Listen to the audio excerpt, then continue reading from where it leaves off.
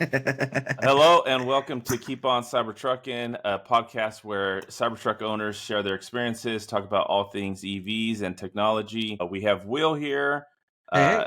Eric, and Chase is not here, at least not yet. For anybody, some news. I was hoping he could break the news, but him and his wife welcomed a newborn baby into their family, and so that was last week. That was the reason why we skipped last week. I wanted to just, let's just give him some time with the baby and the wife, take care of everything, and then just give us, a week break.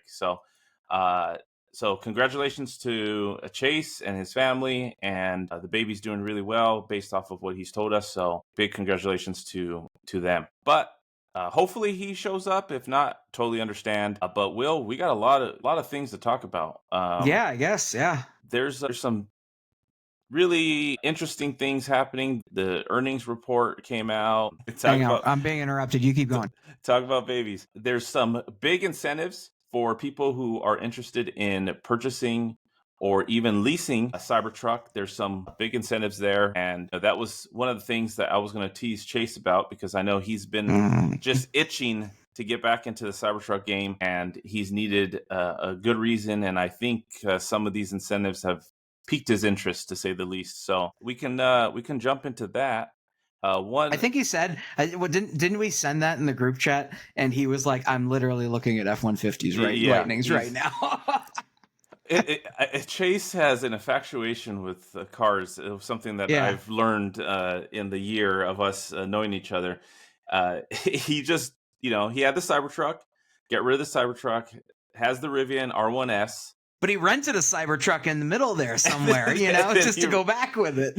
he rented a He wants a Cybertruck. He's just he's needing it to make dollars and cents, right? And so he's dying to get back into the electric pickup truck game. And so he's exploring every option. And this is where I'm at right now. I've got a Cybertruck again. There you go. Did the doors open on that one? Yeah. Okay, and it makes a sound, apparently. Okay, so you got a fancy one. And you pull it back and it takes off. It's fantastic. There you go. 0 to 60 in what? Is that a beast or is that a only if I throw it as hard as I can will it ever see 60 miles an hour. So before we get into all of the incentives and things, the news in the Cybertruck world, I want to just say hi to Jay and Bill. They're in chat. Jay is listening in his car, so Jay, we appreciate you, as always, being here each and every week. And even when you can't watch, you are listening. So we appreciate you. And Bill, you're here every week as well. So we appreciate you as well. Bill, I feel obligated to hit you with a complimentary. There you go. Remember that commercial? What was that for? That was Bud Light, wasn't it? Was it Bud Light? Or Budweiser? Hang on. It was a beer, right? Oh yeah. Okay. That was totally a beer commercial. Okay. Yeah, Budweiser. It was Budweiser. Okay. Yeah, that's classic. So one of the incentives that Tesla was offering for people that wanted to buy a new Cybertruck, if you bought a Foundation Series, one of their inventory vehicles, they were offering free wraps. So up to $6,000 a wrap you would get with your Foundation Series. And you know what? I went ahead today, actually, and I wanted to check out to see if they had any more Foundation Series in their inventory on Tesla.com, and I couldn't find one. So that kind of seems like this incentive and this promotion worked, because when they first launched this, I went and checked it out, and there was plenty of Foundation Series in the inventory, and there doesn't, at least in my area, there doesn't seem to be any more readily available. So. Wasn't there a story that they were buffing off the Foundation Series stuff so that they could sell them as the there was there was something that was there was something that was circulating around stating that they were doing that. I'm not sure how true that was. Rumor mill, I don't know how they can buff out the Foundation Series without you really noticing, because now you have an area that's buffed out, unless if they're going to buff out the whole car. I don't know if it's worth it for them to do. I don't know. But yeah, there was some type of rumor that was going around. But yeah, so they were offering that, which is good. So if you're in the market for a Cybertruck and you were thinking about getting it wrapped regardless, and you don't mind getting a Foundation Series, I would highly recommend going to Tesla.com and checking the inventory in your area and seeing if there's a Foundation Series available, and take advantage of that. You might as well. I mean, $6,000. So why not? But I think the big news and the thing that got Chase, running back, got him peaked was the fact that they just recently reduced the price on the lease for a Cybertruck. Mm-hmm. You can now. I hate when they do this. Yeah, include the gas savings estimated bullshit. gas savings. So let's take that off.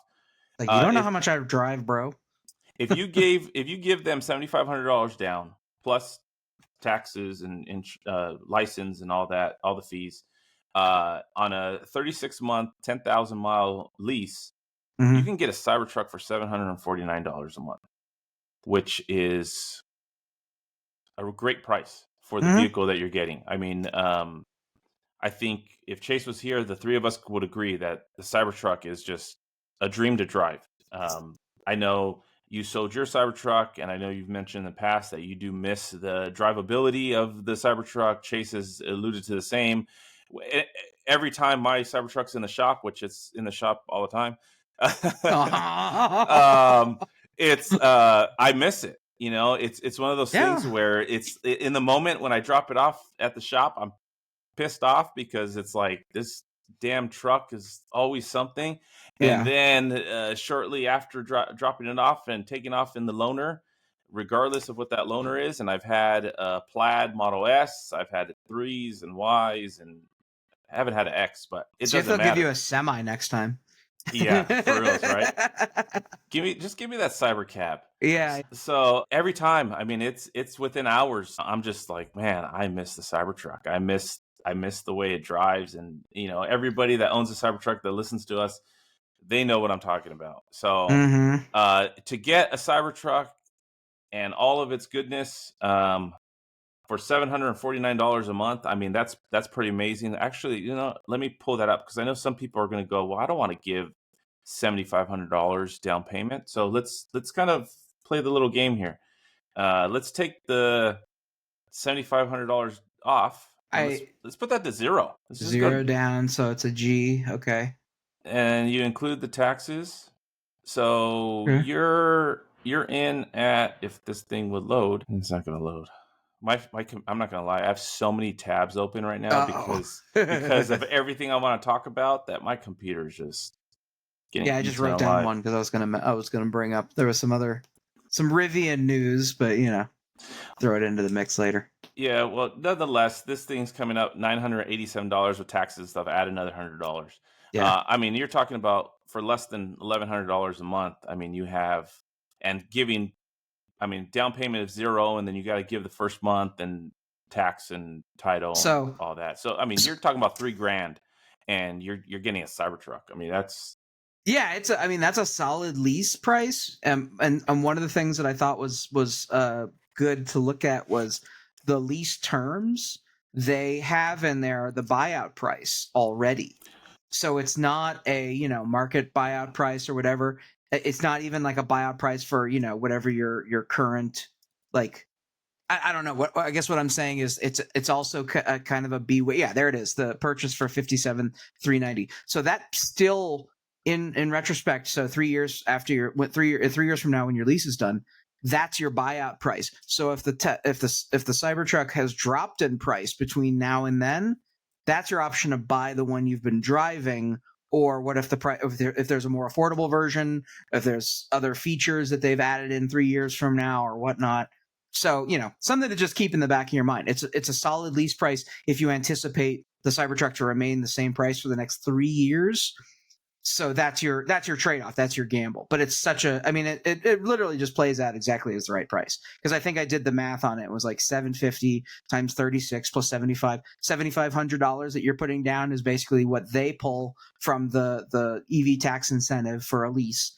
So you're just matching their money. So at the end of it, you're still buying the same price for a Cybertruck. You're just doing it through a lease, which allows you to also get the EV tax credit earlier. But also, Cybertruck news was that now it's fully available for, if you're buying your Cybertruck, you can get the $7,500. That was going to be the next thing, and I'm trying Yeah. frantically trying to find it. Here we go. It's been like a year too. Like I remember when everybody saw that it was in 2024, the Cybertruck, the baseline was already listed as compatible with the EV tax credit, but there was no mechanism by which you could claim it, I think. Yeah, It's been on the books for a while. Yeah, 100%. But now it's available. It's Mhm. it's fully available. So At you know, point of sale. So that's, yeah, you're down to 72.5 for, your new Cybertruck.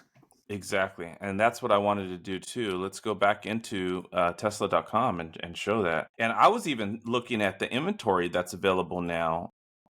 I mean, there's even savings there. Mhm. So if you go over here, let's go to the inventory real quick, and I want to show that. So you go over here, you're now in Tesla.com inventory. Let's go to Cybertruck. And I notice how these say vehicles not eligible for federal tax credit. Yeah, demo vehicle. So it's been in deployment since 2024. They probably took the tax credit in 2024 if it was a demo vehicle. Tesla already took it. But okay, there's 1,000. Look at this one right here. 67,000. They're adding that 5-year gas savings of $5,500, but you could take that off. 71. And you go over here and you go cash price.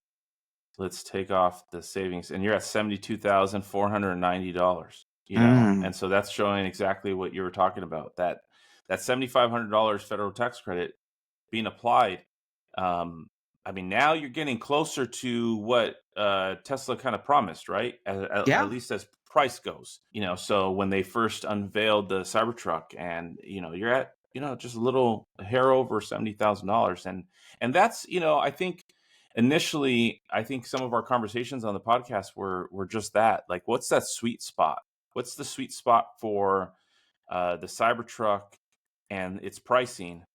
And I think that's what it is. It's around that $70,000 mark. I think for me is where I go. If the Cybertruck is priced at $70,000, it's a steal in my personal opinion, compared to what else is on the market. I am kind of curious about how the next couple of years are going to play out, because I think that there's the innovation side that I've talked about with the Cybertruck a number of times. So I feel like that's literally what I keep coming back to. It's that driver experience, and that you don't 100%. feel that anywhere else. But I think that there was what was it? I don't know. I worked in Hollywood, so a lot of my analogies are in Hollywood business. But it's like, I remember when like Avatar came out, and they were like, it's $500 million. And I'm like, there's no way they spent $500 million in the production of this movie. And it's like, no, they spent probably $150, $200 million in the production of the movie. But they spent $300 million developing the technology that allowed them to operate and do 3D the way they wanted to, and make it look as good as it did, with computers that back then were like, diesel powered, maybe hamster run computers, in the late 2000s. So it's like, compared to what they have now, I'm saying. So I think that there's a question of, if the Cybertruck manufacturing process had already been out there for a little bit, and Tesla had already paid off the giga presses and all the machines that they innovated and decided to go with when it comes to the Cybertruck, at what point do they pay off all that equipment, and then the price of the vehicles starts to reflect a new day for it? This is an interesting new price we can do at, because we've sold it for a couple of years. We've made a few tweaks, we've made a few improvements, and we managed to bring the price down, just like they did with the Model S, Model X, some of the features in the 3 and Y, depending on market and supply chain. So there's a part of me where I'm just like, I do think that there's a $50,000 Cybertruck still lurking out there somewhere for us. And I'm curious to see when it will materialize. I think that it all, everything depends on the success of the Cybertruck, but I think that it'll come out soon. But I'm curious if there's that 50,000 or even 60,000. I feel like 60,000, you'd probably see them flying off the shelf. I would be like, I'm get my Cybertruck now. 100%. 100%. No, I 100%. It's going to happen. I mean, if you look at when the Model 3 first came out, when you look at when the Model Y, I mean, I believe my sister, and I think it was when things kind of got a little crazy, but I think my sister bought a Model Y for like $70-something thousand. Yeah. And all now, all done, all in, all options, or yeah, like and she pretty much got okay, everything, right? okay, She got full self-driving, she got the big wheels, she got the third row seat, she got the hitch, she okay, got she okay, got okay, everything. But I mean, 70 something $1,000, yeah, that's a Cybertruck yeah, now. And what is a Model Y now? We keep going back to our good friend, you know, uh, Tesla Tesla, yeah, website. Tesla.com. Let me see. I'm going to look at inventory real quick. I mean, I'm looking at a long range rear wheel drive, brand new, and it's saying 31,000. That's with the gas savings. Yeah, turn that crap off. It's That's 6,000. with the 7,500 and the 6,000 for Yeah, gas. let me take the gas savings The off. 40, Still 44, 37 45, 45. 37 Ooh, $37,000. yeah. Um, because that has the $7,500. But I mean, that's half of what she paid. Hmm. Now, is the Cybertruck going to end up? Well, maybe it will. I mean, we paid 100, so if we're talking about 50,000, it's going to be half one day. Yeah, 100. Hmm. Yeah, it will be. It will be. Yeah. I believe that. I believe that it will And be. it's like the idea is that, timing it. So it's like, okay, if I was going to Cybertruck again, I'd be like, all right, the day that they come out with that, like, $55,000 Cybertruck, I might be like, That's and that's the thing. I mean, a Rivian. What's a Rivian? You're in the Rivian game. What's a brand new R1T? oh, hang on, let me look.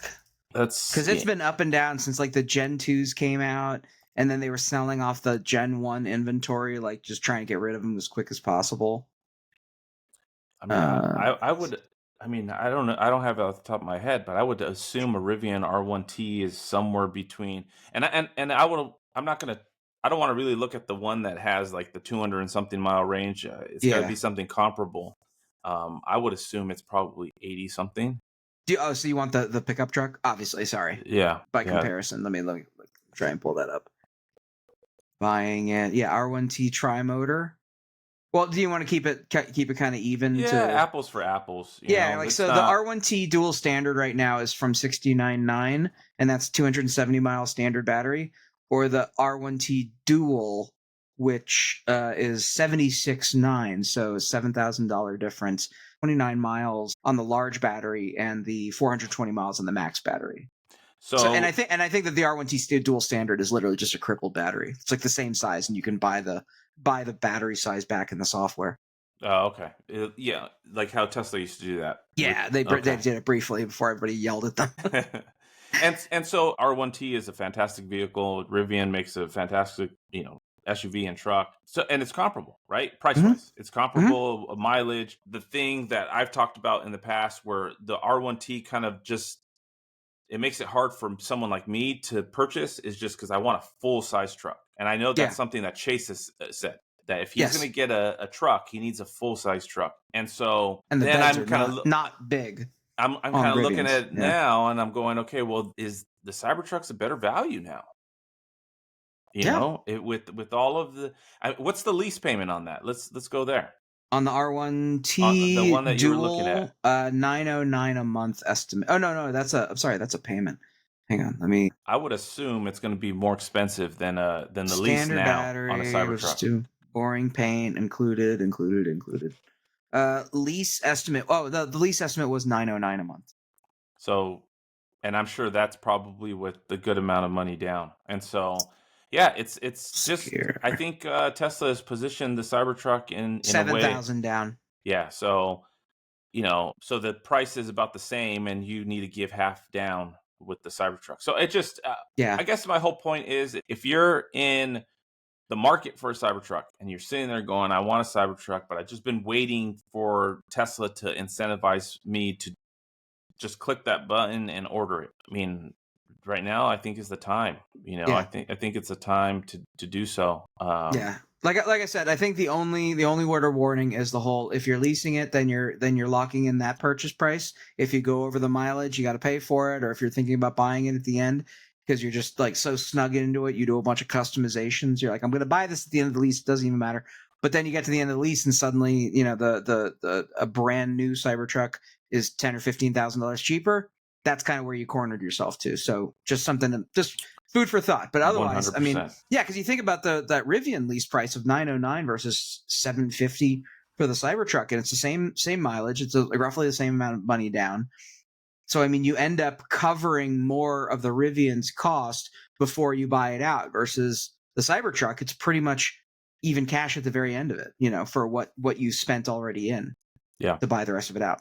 I'll Yeah. shut up. No, it's just it's a great time, I think, right now Yeah. to pull the trigger on a Cybertruck. Other news with Tesla, and something that I was really excited about, was the fact that the Cybertruck now, or not the Cybertruck, all I guess supercharging stalls, the V4 stalls, can now charge up to 325 kilowatts.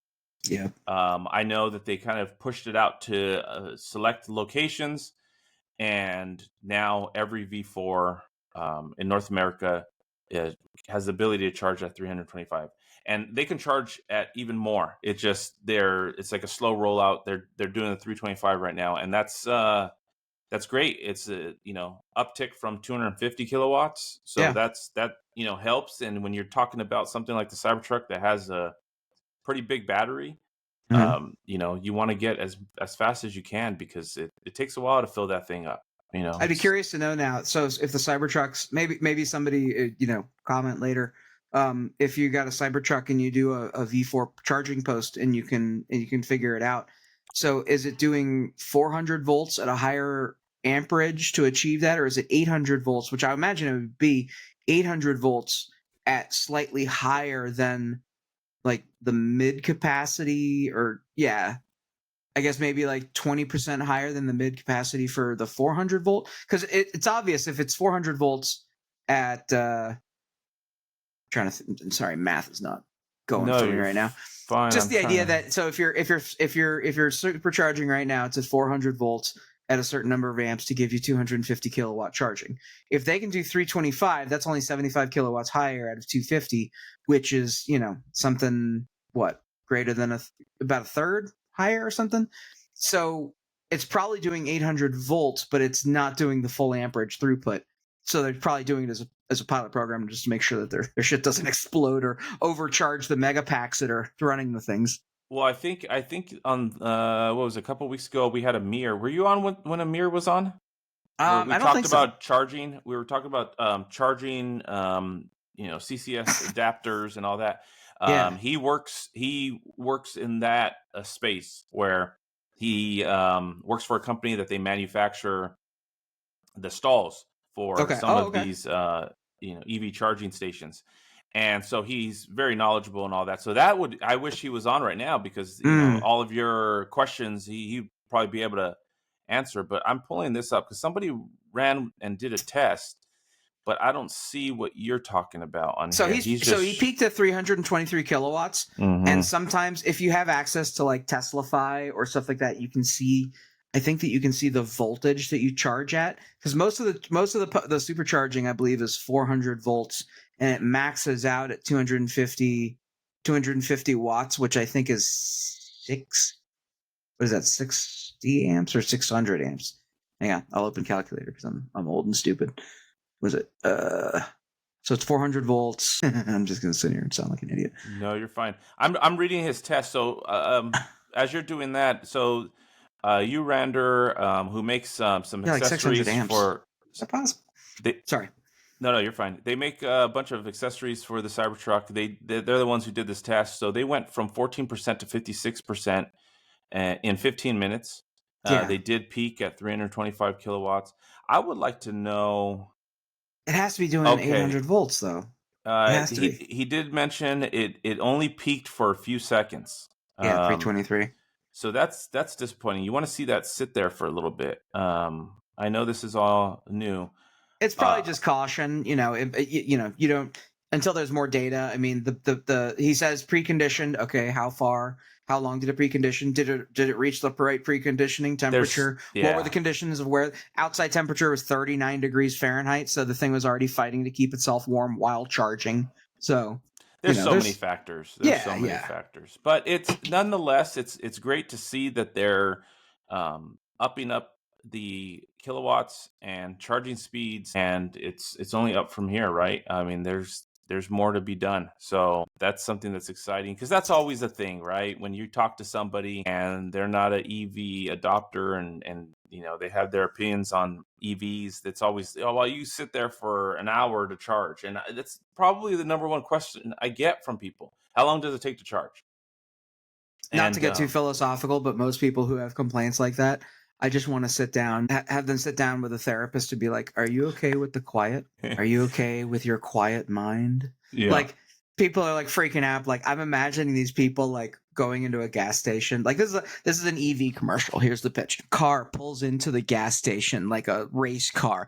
Dad jumps out of the car, shouts something at the wife because he's like, we're leaving in 2 minutes. He runs over to the gas station, starts pumping, white knuckles sweating, just like, I gotta get back on the road, versus like the EV drivers who was like, I'm just going to go get some onion rings and I'm just going to read while I'm charging. I'm going to read a little bit, like I've never understood the argument of being like, it has to happen in like 3 minutes. Anything more than 3 minutes and I explode at the gas station. I can't be there that long. It's the weirdest thing. And it's like, you made use with your phone. Your phone charges slow as hell, and you accommodated your life to that. It just takes like 5 more minutes. And plus, it's like, okay, yeah, I get it. All right, so fine. It takes too long to charge, 20 minutes. Anyway, takes too long to charge. So plug it in the night before, like every other piece of electronic that you're now tethered to throughout your life, Just plug it in. You're not, you know what? You're not wrong. I kind of use my charging sessions. So obviously my truck is very noticeable. If you don't follow me or know what my truck looks like, I mean, it's, my truck. I've seen like 4 Cybertrucks in the last week driving around. One of them completely blacked out. I was like, oh man, I wonder if that's Eric. Let me look. Well, then I see you don't have the overland. He doesn't have the overlanding stuff, and I'm like, yeah. That's the thing, right? So my thing is, if you see my truck at a supercharger, more than likely I'm taking a nap. I kind of just do that, right? I go, that's I park, fine. and I put the seat back, and I'll either listen to the radio or I utilize the YouTube, and I'll put something on YouTube, and I just relax. It's exactly what you're saying. I just kind of chill out and just relax and take it easy, or if there's a restaurant nearby, I'll park it and charge and run to the restaurant and go get something to eat. But here's your shout out for a sponsor. Better Health or any of those online psychiatry things. Start pitching your product to EV people who are supercharging. Be like, we'll give you a free 15-minute session while you're sitting there supercharging. I'll hit him up. You're not wrong. You know what? Today I was watching TV, which I rarely do, but I was watching TV and there was a ad, because it was a streaming service, but still there was an ad for Calm, the app Calm. Yeah. And it's talking about something about green noise and how it relaxes the brain and that. And so, you know what? You're not wrong. I'm going to reach out to the people at Calm and go, hey, you know what? We have this great concept. Don't know if you are I'd be like, you guys should just literally, even though I just gave them the ad right there. No, I mean, you don't even need, like, I don't know, maybe they'll show some love our way, but it's like, just tell them, be like, you guys, you know what app, they talk about all these apps that are on the cars. It's like most of the time you can't use half the apps because you're driving, but it's like, yeah, they're adding all these apps in the cars. It's like, which one we need? The Calm app. I want the Calm app in my car so I can be supercharging and just sitting there and like listening to like the moon and like, a dream catcher or something, just hell yeah. Yeah, no, it's actually a fantastic idea, but I really do use it for that time. I'm charging for 15, 20 minutes. It's not that long, but you could get a 15, 20-minute nap in, or just kind of relax. So that's what I'm going to do. Everybody that's listening to this, go into the comments, tell us what you do. What's your favorite thing to do when you go to your supercharger and you're charging your electric vehicle? I don't care what electric vehicle it is. What do you do?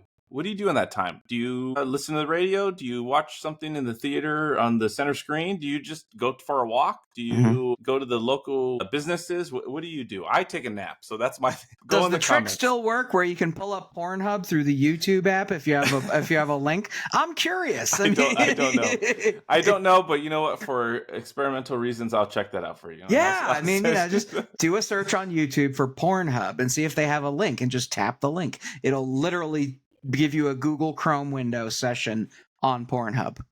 or at least it used to. I don't know. It may not anymore. I've never tried that, but I could do that for you, Will. I'll do that for you.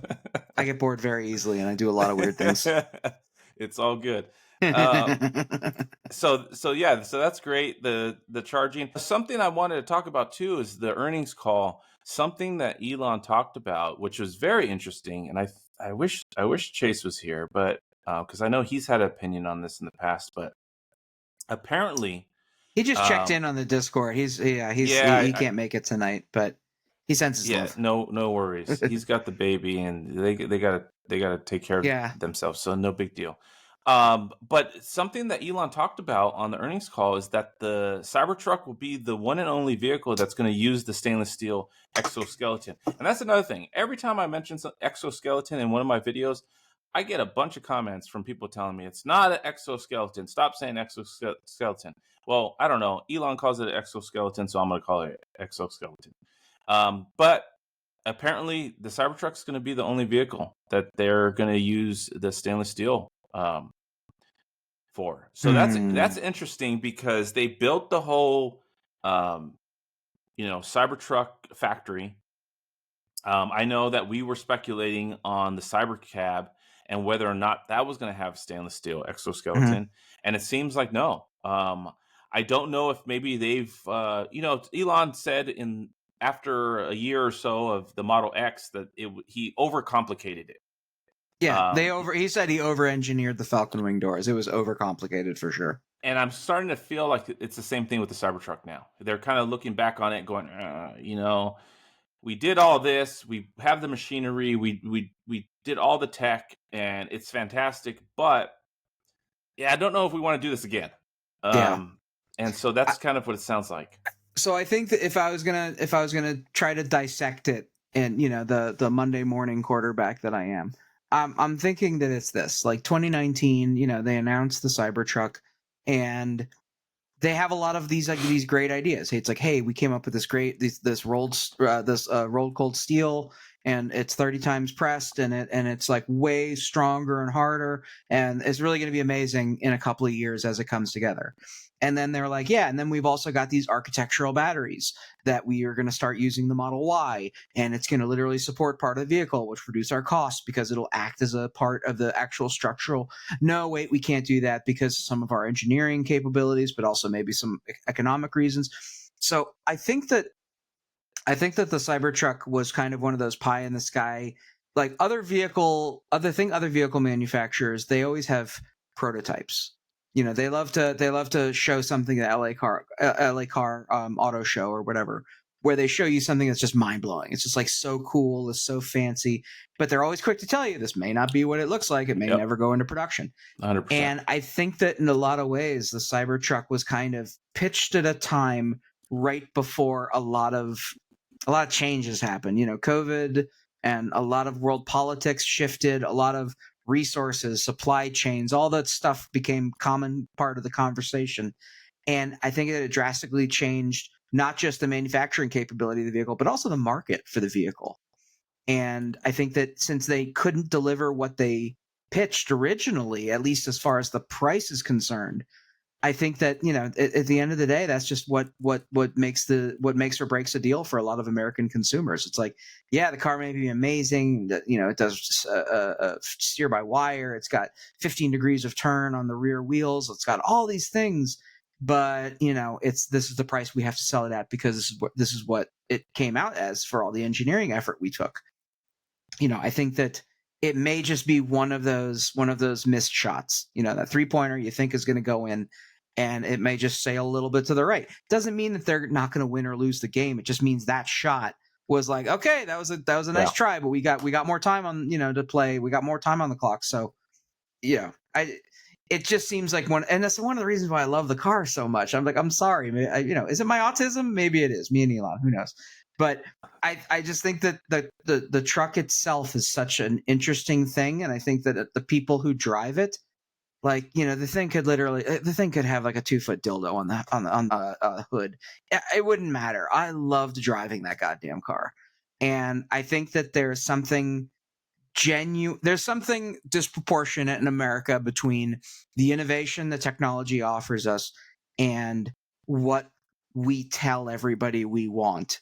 It's like, American cell phones have sucked for decades compared to overseas technology, just because, like the ISPs, the average at home data speeds around the world way higher than what's the averages in the US. There's just so many aspects of technology that kind of goes wasted on the American public, and I think this might be kind of one of them, you know. But I don't know. Speaking out of turn.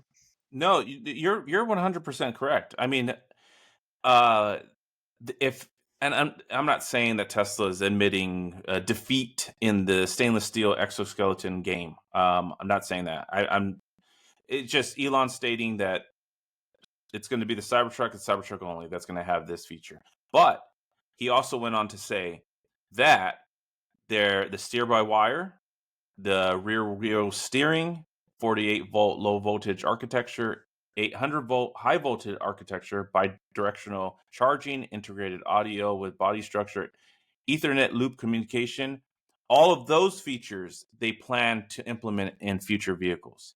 Yeah. So exactly what you said. You missed that one 3-pointer, but then you hit the next 8. It's not a failure. It's Yeah. a fantastic success, and that's exactly what you were saying. Is that, like, for me, I'm not gonna lie, the stainless steel, all that is super cool, but that's not the reason why I bought the truck. Yeah. Um, and that's not the reason why I love the truck. I love Yeah. the truck because of the driving experience, Yeah. and that has everything to do with the steer by wire. That has everything to do with the rear wheel steering. I love, how they went in a different direction with the voltage, with the 48-volt and the 800-volt, and all. The fact that hopefully one day when Edison allows my, uh, what is it called? Now I'm drawing a blank. The backup battery, that I have everything Oh installed yeah. here. It's not Yeah. turned Yeah. on yet because Edison won't, approve it for whatever Uh. reason. But once they turn that on, the ability to back up my whole home with the truck. I mean, there's so many reasons why the Cybertruck is an amazing truck. And for me personally, it has nothing to do with the stainless steel. Yeah. So, yeah. So it's interesting to see that they've invested so much time, money, and space realistically because they have a whole factory um, for the Cybertruck with all of the machinery to handle the stainless steel. And it's a kind of a shame that no other vehicle is going to be able to take advantage of that. But um, nonetheless, it's a great win with all of the other features that the Cybertruck has. Yeah, I mean that's literally the shopping list of everything I've kind of wanted in a car that I didn't know that I do know. Steer by wire, rear wheel steering is just amazing on the thing. 48 voltage, low voltage architecture, the 800-volt charge. I mean, it's basically the list of, yes, this is the next evolution in electric vehicles, and honestly, all of them should have this. All of them should have all of this.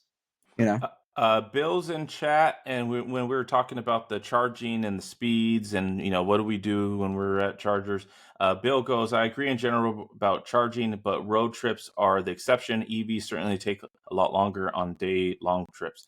100% correct. Um, when you're on I just recently did a 900-mile round trip, road trip, Mm-hmm. and yeah, stopping 3 times, 4 times one way is not ideal. No. But what I do, like I've always said, I mean, on a road trip, I stop to eat either way. And so what I end up doing is I go on this road trip and I got my EV. I stop at a supercharger and I go and I eat and I take an hour. I take my time to sit there and eat and relax. And then when I get to the car, it's 100% charged because I know Tesla, they recommend making more stops and they're shorter. But what I do is I take that long stop. I take a Mm-hmm. long stop, let it charge to 100% or at least as close to 100% as it can be. Yeah. And then that'll eliminate 1, maybe 2 stops on a longer trip. And so that's what I do. But I do agree. Um, when you're on a long road trip, Tesla Tino is also in chat, and we know the trip he did. He even mentions he spent 9 months in a Cybertruck, Ooh. and so he knows everything there there is about stopping and charging. And he actually chimed in and he says that when he's at a supercharger, he tends to cook, watch content, or relax. And he says in that order. So obviously he was living in the Cybertruck. So yeah, that's a perfect way to do it. You're stopping to charge. He's got the camping set up to cook. And so he's cooking and enjoying. Unless it's a Walter White situation, if he's cooking out there, Yeah, Jesse, we gotta cook.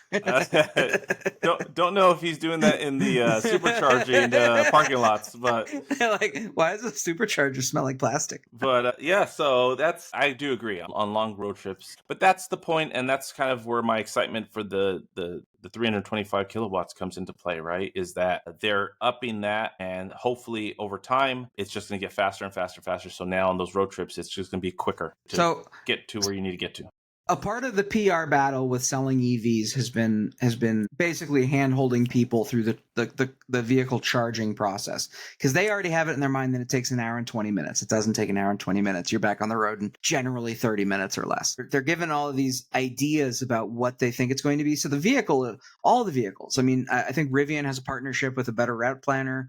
Tesla has their own in-house nav and GPS system to figure out routing and planning your destinations and planning your charging locations along the way. And it's fantastic. I love how far it's come in the sense that, the Tesla makes it kind of obnoxious. So does the Rivian. But the vehicles make it really obnoxious if you're like going too far without charging. They're like, there isn't another charger like before the next thing, so you should pull over here. Like this is the one. Pull over now. It's really encouraging. I want to see Tesla, Rivian, electric vehicles offer a road tripping option that maybe isn't just get off the highway, charge for 5 minutes, get back on the highway, get off the highway, charge for 20 minutes, get back on the highway, get off. I want to see one where it's like, hey, there's a 4-star restaurant nearby, so you're going to charge for 45 minutes, grab a lunch. It's at 12 o'clock, so, it makes sense. And then we're going to, in 2.5 hours, when the next time, we're going to give you a 10-minute break, stretch your legs, give people the option to either be like, what kind of a road tripper are you?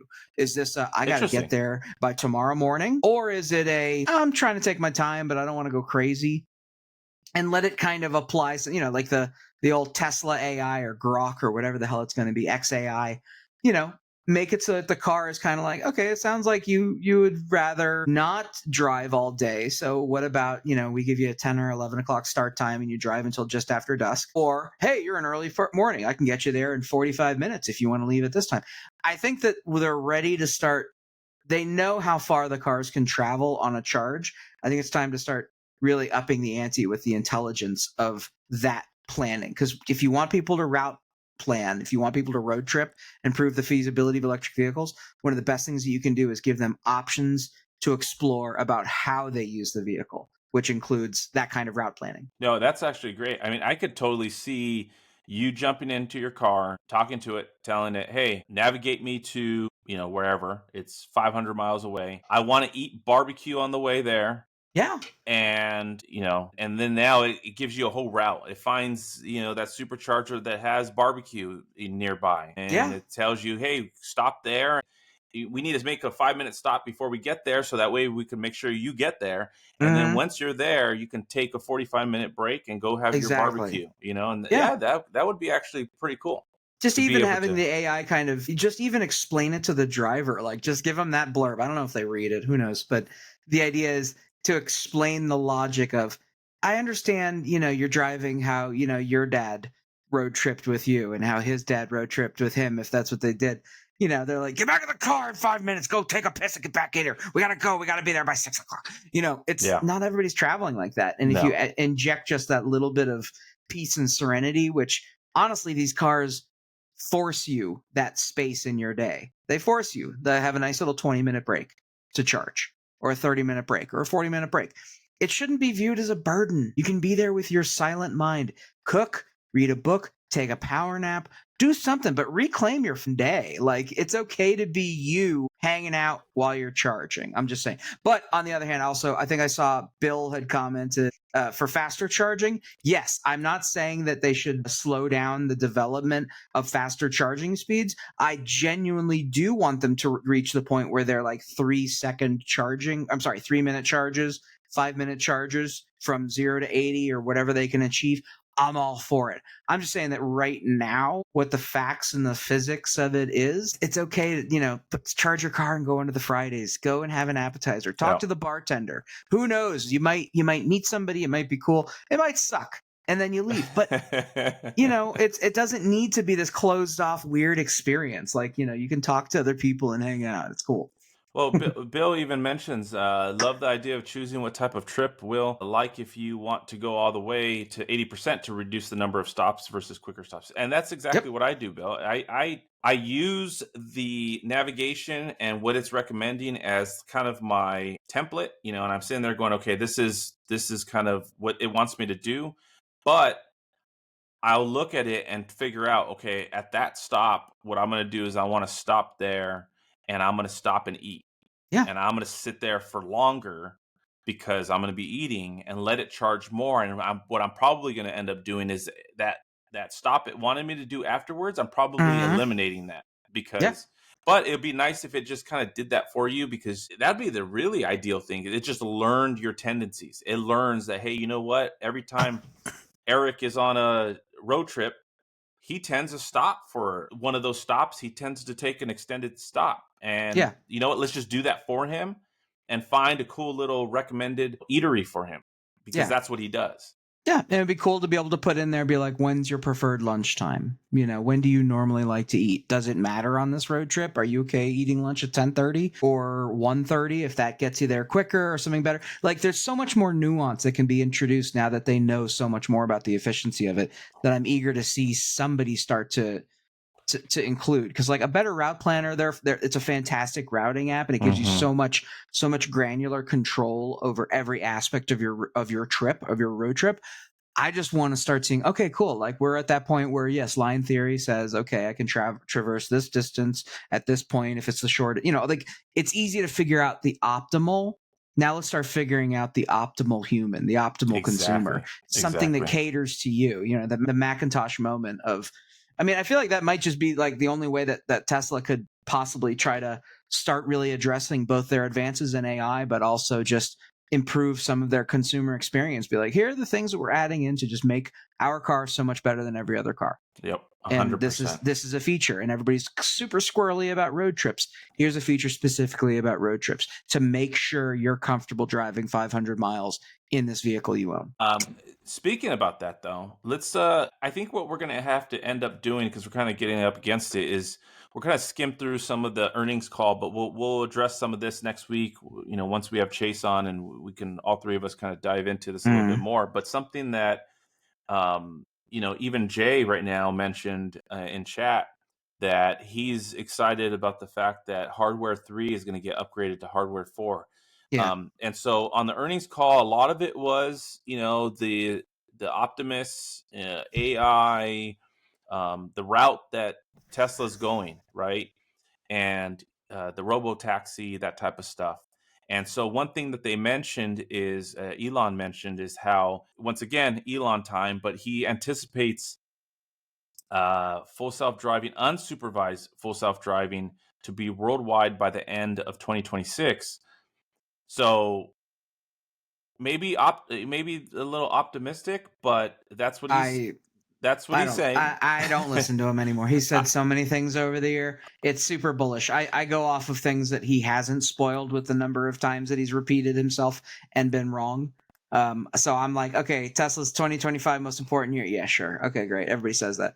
So unsupervised paid robotaxi launching in 2025 in Austin, Texas. We called that last summer. Before the first robotaxi event moves, we were like, whatever the program is, it's going to be a pilot program in Austin. Maybe LA as well, but definitely Austin. And they're going to be launching their own fleet in Austin before they allow customer cars to start doing that. So that's going to be interesting, because Chase is down in the Austin area, so he's going to be able to kind of boots on the ground, so to speak, and kind of give us once we get to that time, he'll be able to give us more information. He knows a lot of people down there, so that'll be really cool. The prediction for unsupervised FSD I find interesting, because everywhere in North America in 2026. So Rivian actually got a lot of people's attention because they sent out an email about their kind of commitments for 2025. And generally, Tesla has kind of a bad habit of, or Elon has a bad habit of making super forward-looking proclamations about things that are coming. And then, like, some of them make it, some of them don't, some of them are postponed for years and years and years. But Rivian sent out an email saying, "Hey, we're going to have level 3 full self-driving for our Driver Plus suite by the end of 2026 as well." So seeing that before, this is literally, I didn't see the earnings call. I haven't been on the forum or anything. So seeing that they also called it for the end of 2026, I feel like there's something coming in the next year or so that they know is going to kind of either Rivian saying, yes, we're going to go ahead and license through Tesla because they'll be confident that they have a unsupervised FSD that they can send to other manufacturers, or Rivian is saying because whoever their technology is, wherever they get their stuff, they're also going to hit it by 2026. So that gives me a little bit of hope. I feel like by next year, unsupervised across most of the vehicles would be very achievable because, I mean, Ford does it. So why couldn't they? Yeah, and Mach-E. don't get started on that again. Back to hating them all. But one thing that they did talk about in the earnings call was the fact that Tesla says that they're getting a lot of interest from automakers who want to license FSD. Yeah. So you're 100% right on that. One thing that they talked about was Elon was asked about people that have hardware 3, and his response was, the honest answer is we're going to need to upgrade hardware 3 computers for those who purchase the FSD package. So that's what Jay was alluding to, that anybody that has the FSD package, but it's hardware 3, Tesla's claiming they're going to upgrade you to hardware 4. So that's exciting. That's really nice for all of those owners. For a long time, there's been way too much conjecture about, oh, well, we were told hardware 2 would be satisfactory for level 5. Yep. Oh, we'll need hardware 3. And this is, I feel like, the first time that they've said specifically that if hardware 3 doesn't get it done, then you will have to upgrade you to hardware 4. Because that was always something that was assumed back in the hardware 2 days. Everybody was like, okay, if they went through the trouble of giving us this and then hardware 3 is the only way to hit level 5 now, they're gonna upgrade everybody, right? And there was a whole hullabaloo about the cameras on the cars, if they would be compatible with the data to be able to use with the self-driving computer, and just they never addressed it. So hearing him at least say that much should give some confidence to hardware 3 owners. Yeah.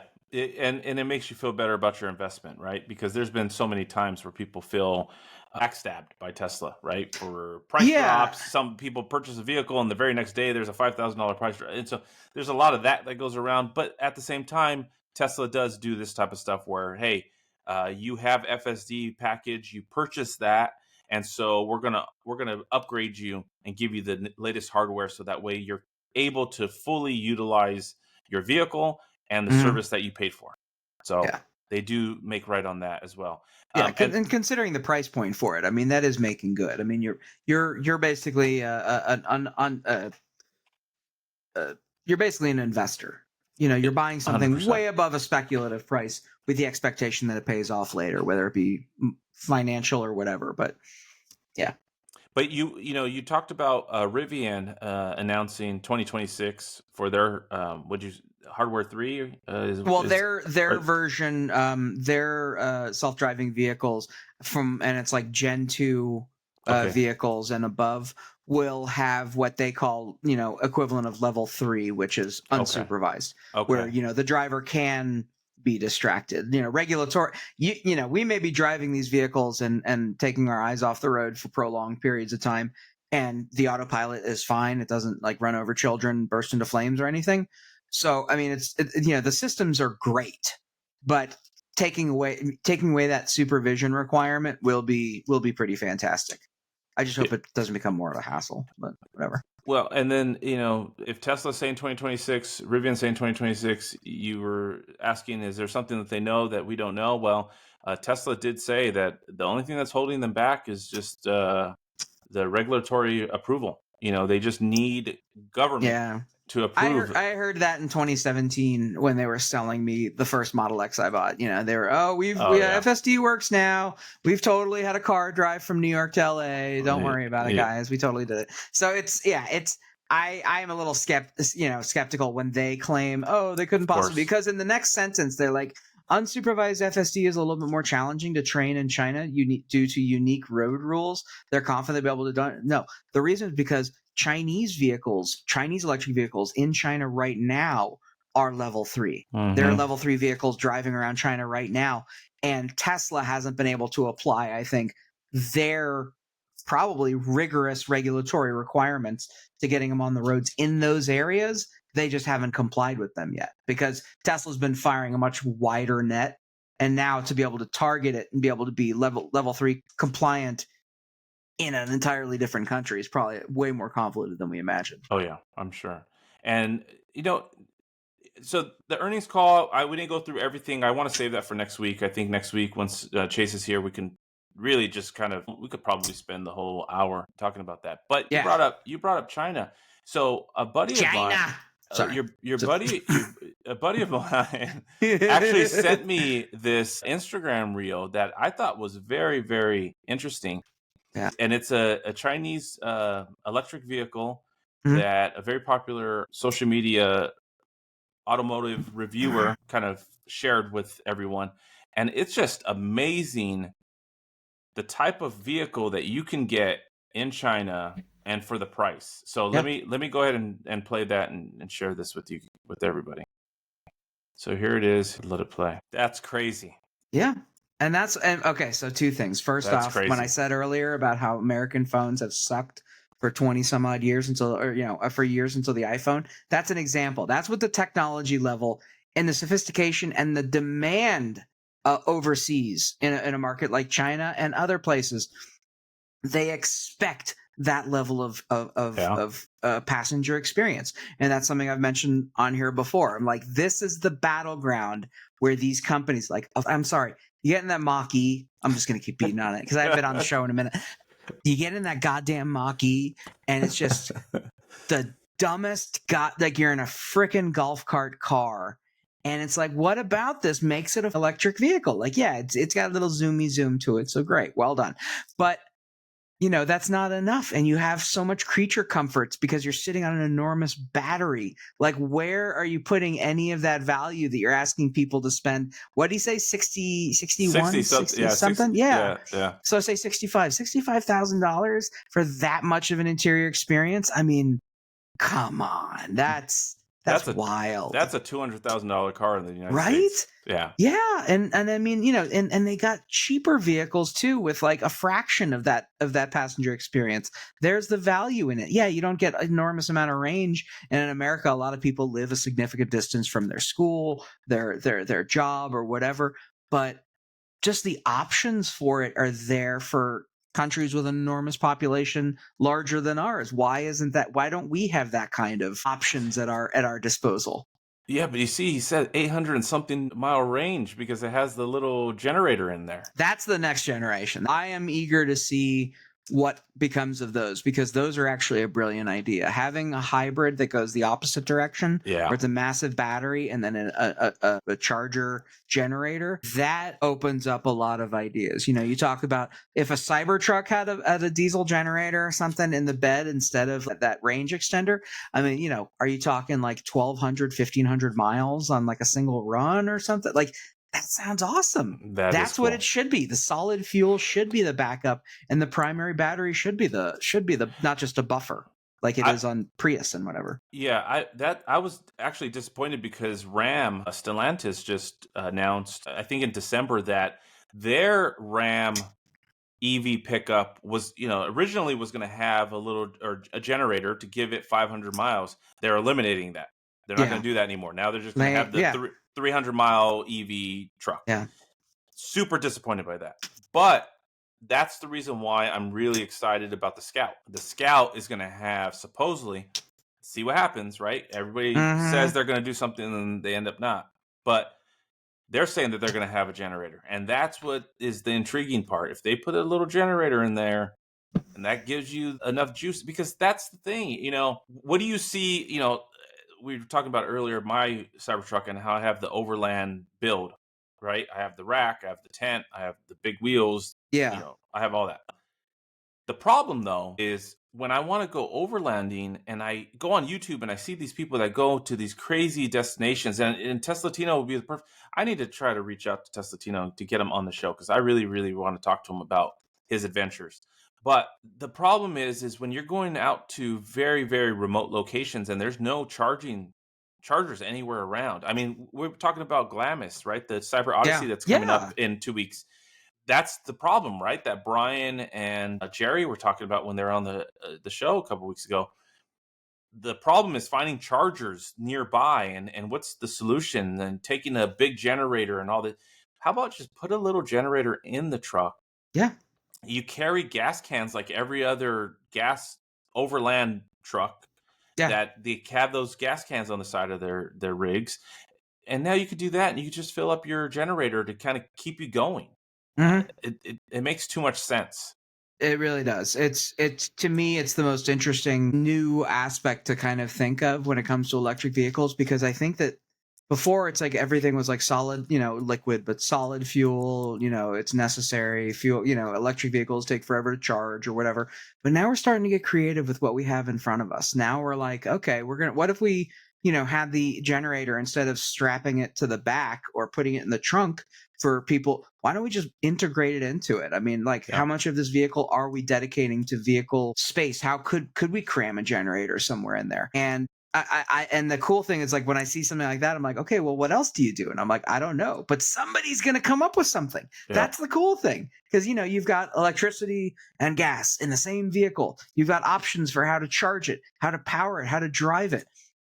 That's literally like twice the car that most people drive right now. You've either got an all electric or an all gas. I'm sorry, a Mhm. hybrid is not a proper combination of the two. This is a proper combination of the two, because it takes the most efficient version of the power output from a solid fuel from gas and puts it directly into a battery. It's like they did a study where they were like, literally a diesel generator plugged into an EV is more efficient use of that solid fuel than putting it in a diesel car and driving it. And now you're talking about the whole conversation that we were having earlier about road trips. Now you're solving that problem, right? Yeah. You're If able you to are the just one that's like, hey, I hate to, it's like, I don't want to do this with my family, but it's like, hey, I've got to drive like 2,000 miles as soon as possible. Okay. Self drive, diesel generator. The thing has an alarm if it needs your intervention. Have a good night. Like, that's the future. I'm down yeah, with that. A yeah, combination of things. Everybody's always like, it needs bigger battery because it needs 1,200 miles. How big do you think that battery is? How much weight do you think the yeah. vehicle is going to be hauling at that point? It's the Versus technology's we not there already, yet.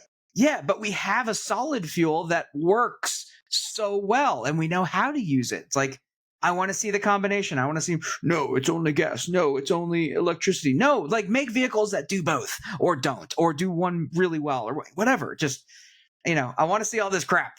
I hated No, phones in the early 2000s, by the way. They sucked. I think you mentioned that a few times. Yeah. They're But lousy. anyways, I think on that note, we can wrap this one up. So once again, thank you guys. Thank you, Jay, Bill. Chris joined us late from Accelerating Tech. If you guys don't follow him or don't watch his channel, go give him a subscribe. Go watch his stuff. He does a lot of cool Tesla stuff. Accelerating Tech. Tesla Tino, thank you for joining us again. I need to reach out to you, Tesla Tino, and we need to try to get you on the show. But thank you, Will. Appreciate it. Thank you, everybody that joined us tonight, and we will see you guys next week. See ya.